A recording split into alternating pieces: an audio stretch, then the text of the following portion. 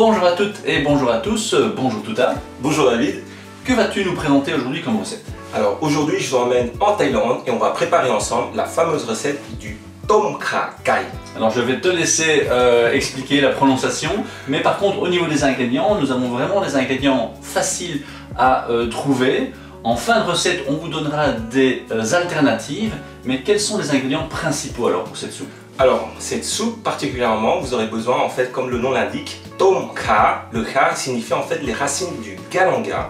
Ce sont des rhizomes qui ressemblent au gingembre, mais avec un autre parfum, un goût et une saveur beaucoup plus, je dirais, parfumée et beaucoup plus douce et également de fraîcheur. C'est très intéressant à ce niveau. Et on va également rajouter de la citronnelle et des feuilles de kaffir bergamote, on appelle également les feuilles de gombawa. Donc quelque chose de très parfumé qui permettra justement à varier vos soupes. C'est une recette qui est facile à faire, qui peut être utile le soir par exemple quand on n'a pas énormément de temps, parce que tu m'as dit qu'on pouvait la conserver, la préparer à l'avance. Exactement, vous pouvez conserver, préparer à l'avance, mettre ça au frais, congeler, et ensuite si vous voulez agrémenter d'autres viandes, d'autres préparations, par exemple des alternatives également de pâtes, de nouilles ou de vermicelle, vous pouvez également le rajouter. Très bien. Et donc quels sont les autres ingrédients à part les trois principaux? Alors vous aurez besoin de bouillon de votre choix et ensuite de poulet pour la viande et ensuite également des champignons. Ici on va utiliser des champignons shimeji, vous pouvez également utiliser des champignons de Paris, des pleurotes ou d'autres champignons de votre choix. Et on va également rajouter des tomates cerises pour la fraîcheur et vous pouvez ajouter d'autres légumes et d'autres alternatives de votre choix. Très bien, vous aurez de toute façon la description en bas de cette recette et vous pourrez la voir également sous forme de document. Je vais te laisser à la cuisine et nous préparer cette délicieuse recette. C'est parti, on passe à la casserole. Alors c'est parti pour la recette du Tom Kha Kai. Alors pour commencer, on va tout simplement faire bouillir notre bouillon. Vous pouvez choisir le bouillon de volaille, bouillon de légumes ou le bouillon de votre choix. Et ensuite, on va venir aromatiser notre bouillon avec trois ingrédients. Il s'agit tout d'abord de la citronnelle, du galanga et les feuilles de gombawa ou le kaffir bergamote. Alors, ce sont des feuilles qui sont très aromatiques. On l'utilise un petit peu comme les feuilles de laurier pour aromatiser comme bouquet garni, etc. dans la cuisine thaïlandaise et sud-est asiatique. Donc, pour ça, je vais tout simplement retirer la nervure centrale des feuilles de kaffir gombawa et ensuite je rajoute mes feuilles dans la préparation. Ensuite on va également utiliser du galanga. Alors c'est pour ça que la soupe, le potage s'appelle le Tom Kha. Le Kha signifie galanga et il faudra couper ça en gros morceaux. Voilà, c'est assez simple. Attention, les racines sont très difficiles à couper, sont très dures, donc attention aux doigts pour ça. Et vous rajoutez dans notre bouillon et troisième ingrédient, ce sera les racines ou les tiges tout simplement de citronnelle. Alors juste en sifflet comme ceci, ou bien vous pouvez également l'écraser un petit peu pour ça dégage plus d'arômes et de parfum, et ensuite vous recoupez en gros morceaux et on va laisser travailler le bouillon pendant environ 5 à 10 minutes. Alors lorsque le bouillon aura pris tout l'arôme et le parfum, on va retirer, on va tout simplement écumer notre bouillon pour avoir juste le jus. On aura déjà plein de parfums et d'arômes du galanga, citronnelle, fait de kaffir gombawa, et ensuite on viendra rajouter notre volaille, un peu de champignons et des tomates. Alors pour le poulet justement, je vous invite à couper en émincé, voilà, en petits morceaux. Vous pouvez également choisir d'autres alternatives si vous ne voulez pas la volaille, prendre par exemple des dés de poisson ou bien des scampis, des crevettes, ce que vous aimez, ou bien tout simplement également remplacer cette recette avec du tofu. Voilà, si vous voulez quelque chose un peu de végétarien. Voilà, vous faites juste des petits morceaux de volaille et ensuite les champignons. Alors j'ai choisi aujourd'hui parce que ça ressemblait aux champignons thaï qu'on appelle les champignons shimeji ou les champignons de paille chez nous. Donc les shimeji, on va tout simplement voilà, détacher les pieds et on va rajouter ainsi comme un petit bouquet à la fin pour décorer et agrémenter notre recette du Tom Kha Kai. Voilà. Ensuite, les tomates. On retire tout simplement les pédoncules Et ensuite, on va couper en deux. Et la tomate, vous pouvez choisir également des grosses tomates, hein, mais chez nous, en Thaïlande, on préfère utiliser des petites tomates. C'est ce qu'il y a de plus fréquent. Et on va tout simplement couper en deux. Et la tomate va apporter une belle coloration et de la fraîcheur dans notre bouillon. Alors, après les tomates, on va préparer du jus de citron. Parce que dans tous les potages thaïlandais, on va assaisonner ça de manière salée et une petite pointe d'acidité. Alors le salé, ça viendra de la sauce de poisson que vous avez vu dans la liste des recettes. Si vous n'avez pas de sauce de poisson, je vous invite également d'utiliser tout simplement soit du sel, si vous avez du sel sous la main, tout le monde doit avoir ça, et également la sauce soja. Ça peut également être remplacé par la sauce de poisson, mais si vous faites évidemment du tom kha kai authentique, je vous invite évidemment de vous procurer de la sauce de poisson. Alors, jus de citron. Pour l'acidité, on utilise toujours du citron vert. Alors, moi, je coupe autour de la nervure parce que le citron vert, chez nous, on aime bien le presser à la main. Et pour éviter que ce soit trop dur à presser, vous coupez autour de la nervure, comme ceci. Voilà. Et vous aurez plus de facilité à presser lors de l'assaisonnement. Je vais vous montrer ça tout à l'heure. Voilà. Hop. Alors, on attend que notre bouillon commence légèrement à travailler. J'accélère un petit peu le mouvement. Voilà. Alors, toutes mises en place sont prêtes. Voilà, dans l'ordre. Ce que nous allons rajouter, comme ceci.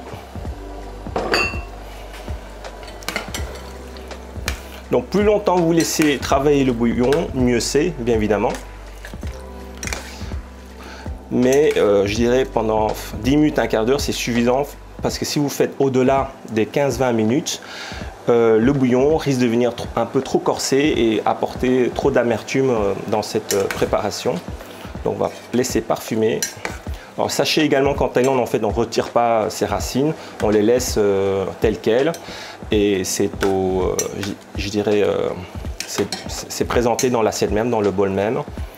Et c'est à vous ensuite de le retirer vous-même.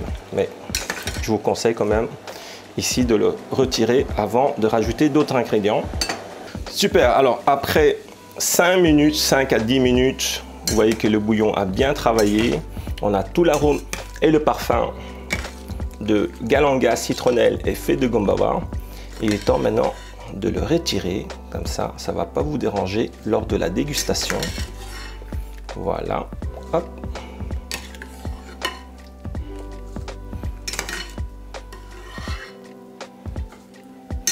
Et ensuite, on va faire à nouveau bouillir notre bouillon parfumé. Et on va directement rajouter notre volaille. Alors ça prendra environ 5 petites minutes pour la cuisson. Ça dépend un petit peu. Ça dépend un petit peu la façon dont vous avez découpé votre poulet, si vous avez fait en dés, en émincé, etc. Plus c'est petit, plus c'est rapide au niveau de la cuisson, bien évidemment. Et ensuite, on peut rajouter les champignons.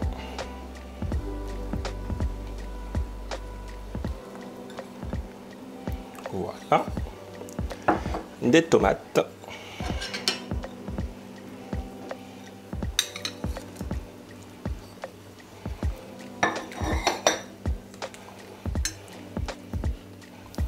Et ensuite, pour apporter de l'onctuosité à notre potage, à notre soupe tom kha kai, il vous faudra utiliser de la crème de coco. Voilà. Alors vous voyez que la crème de coco, elle est très épaisse parce qu'elle est un peu figée à cause du froid. Mais si vous chauffez avant, ça va devenir beaucoup plus liquide. Alors la différence entre la crème et le lait de coco, c'est le taux de matière grasse qu'il contient. En fait, pour faire du lait de coco, on va tout simplement râper la chair du noix de coco.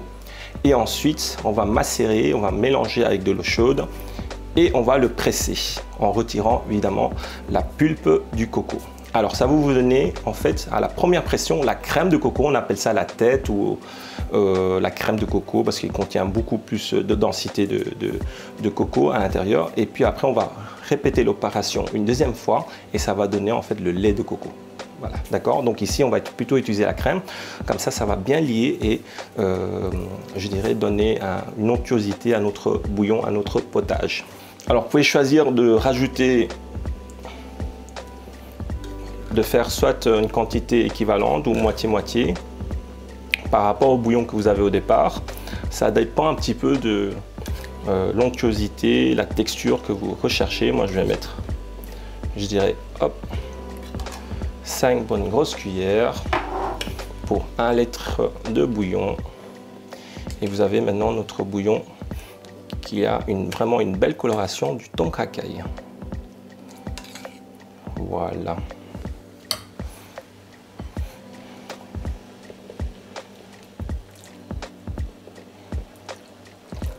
Alors, à la fin, on assaisonne avec une petite touche de sucre de coco. Moi, je mets environ une petite cuillère. Voilà, on va laisser infuser pour que ça dissout bien dans notre bouillon. Et ensuite, on va rajouter le salé avec la sauce de poisson.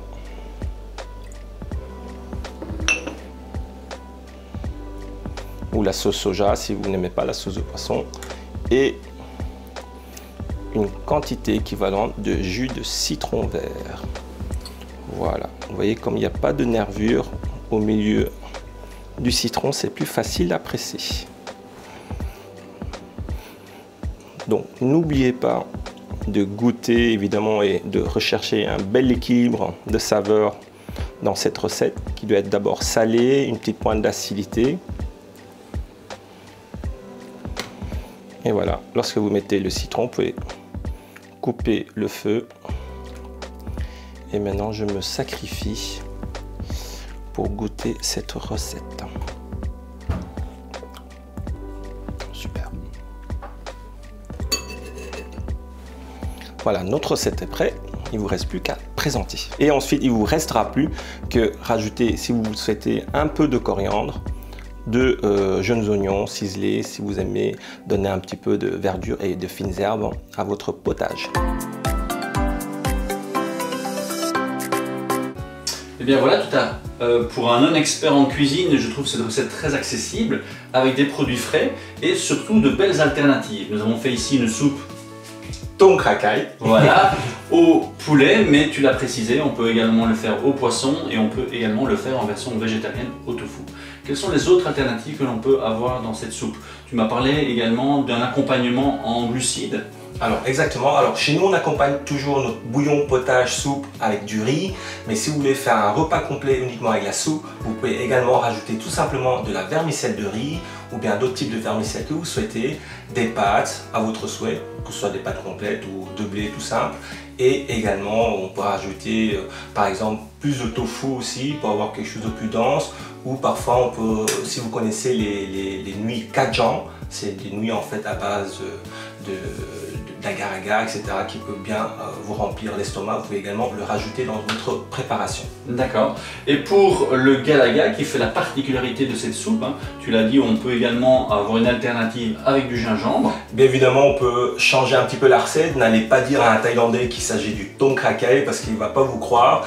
Disons, ça sera une soupe façon thaï et vous pouvez remplacer le galanga par exemple le rhizome de gingembre. Si vous n'avez pas de feuilles de gombawa, eh ben, tournez-vous uniquement avec la citronnelle que c'est assez facile à trouver. Tout à fait. Et bien voilà une première recette qui déjà amène énormément de parfums, plusieurs alternatives.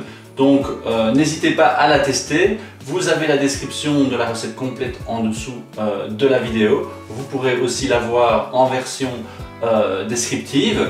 Et on ne peut que nous donner rendez-vous pour la prochaine recette. À bientôt pour une prochaine recette.